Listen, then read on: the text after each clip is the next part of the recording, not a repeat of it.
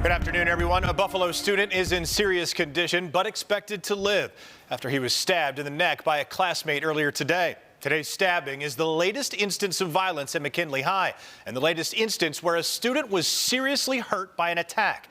And just moments ago, the answers from the superintendent were few and far between. News 4's Jeff Raval joins us live after hearing from the police commissioner and superintendent just moments ago. Jeff. And we did get that update from police and from the school superintendent as well about that 15-year-old student who, as you had said, was stabbed in the neck, was stabbed a couple other times as well. This is something that actually has a bit of context to, according to the police department, that there was a stabbing over the summer and that these three students involved, they are known to each other. The two other students involved, they are in custody. Prosecutors, they are determining what to charge those students with. We're told that the three students, that there was a stabbing again over the summer in Fountain Plaza. Today's incident happened in a stairwell. The victim was then taken to the nurse's office by a security guard. The two other students, they ran upstairs to another classroom and were then taken into custody. This is what officials had to say just a few moments ago about today's incident at McKinley High. I know obviously there's a lot of concern when it comes to an incident at school, especially with a weapon involved.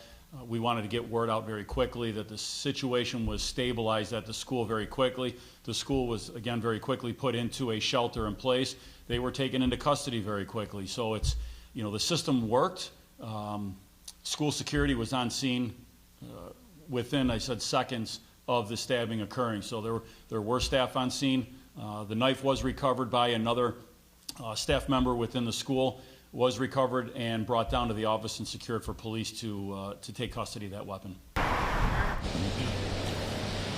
Well, it was just a few years ago that a student was stabbed multiple times inside McKinley High School. A security guard was shot.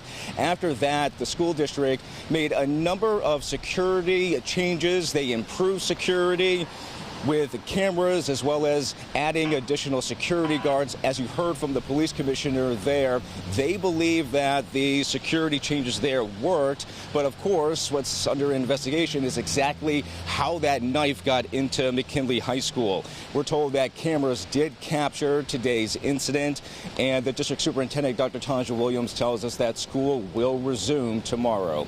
Reporting live in downtown Buffalo, Jeff Raval, News 4. Jeff, thank you. Parents were outside the school today, panicked and begging for answers. One of them, the grandmother of the 15-year-old stabbed. News 4's Dylan Morello is at McKinley High with her reaction. Dylan. Jordan, Janet Kenyon, the grandmother of the 15-year-old, was visibly shaken this afternoon, and rightfully so, given what happened to her grandson here at McKinley High School. Now, she tells us that this is the second time that he has been stabbed. The first time was outside of school this past summer, and he hasn't been out of the house ever since. She said that the mom brings him to school every day, yet he is still not protected when inside its walls. The grandmother continued saying that her grandson was stabbed 3 times this afternoon, at least once in the neck and the side. What type of security do they have to protect our children? What type of protection do they have in here? She said they go through metal detectors, but how did a child get in there with a knife?